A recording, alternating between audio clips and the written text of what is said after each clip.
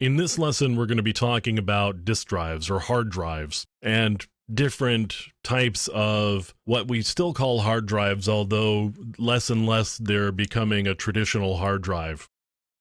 So hard drives have been around in the PC world anyway since the 1980s, and originally they were very small, on the order of a megabyte or so, maybe 10 megabytes, 5 megabytes.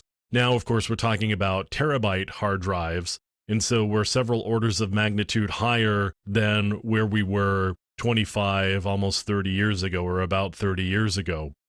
So there have been a lot of different types of hard drives, or certainly interfaces more specifically.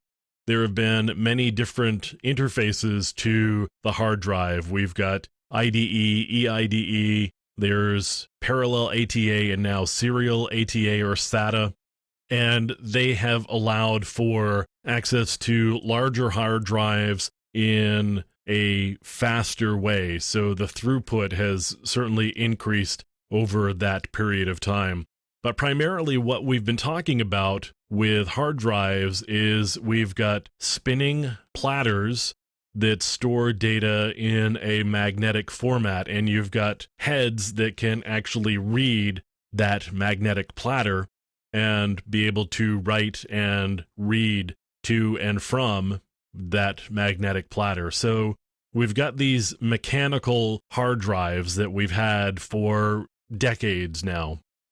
So you can actually take a look here at the different drives that are installed on this particular operating system. It says that there's a floppy disk drive, although there's not actually a floppy disk drive that's installed here. And I've got a USB drive, and I've got a DVD. Here's actually my hard drive, and it says it's an ATA device for Windows 7. It's a disk drive, and it actually gives my location here. So in addition to the ATA family of drives, we've got SCSI drives as well. We've got a pretty wide range of interfaces for these hard drives. And as I said, for a long time, they were these spinning platters with read and write heads. Now, what we've been moving to in recent years has been something closer to this drive right here is actually a USB stick, and it uses memory rather than actual spinning platters. So there's some silicon in there that allows the data to be stored and kept in a non-volatile way. And as I said, we've been moving closer towards things like that. We have these solid-state hard drives now, or you might hear them called SSDs, and that's because they're solid-state.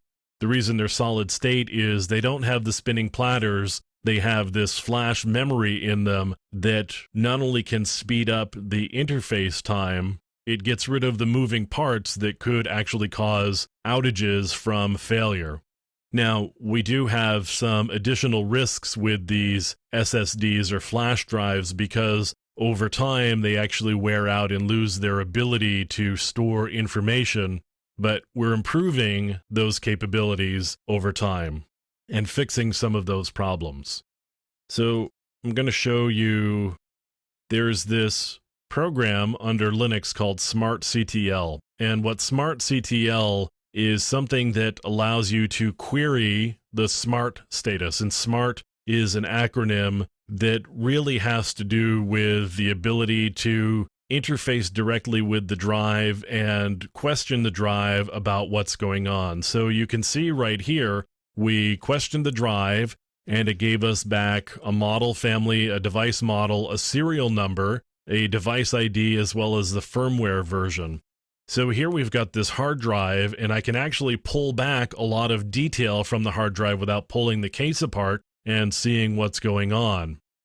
So you can also see things like the self-test execution status, total time to complete offline data collection. We've got SMART capabilities and error logging capabilities. There's a lot of detail here that you can actually pull from the drive. So it's not just a case of dumb spinning platters like we had 30 years ago.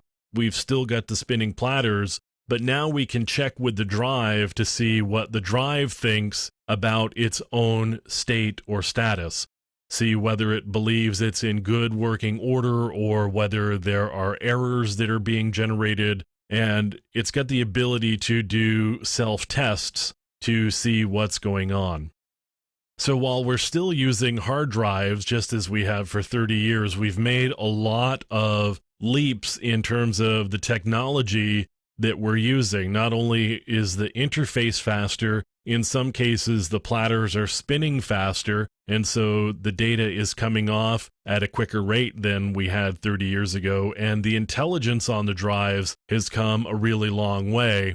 As I said, you can now just query the drive to see what it is and what its current state is, because drives that you buy these days are generally smart capable.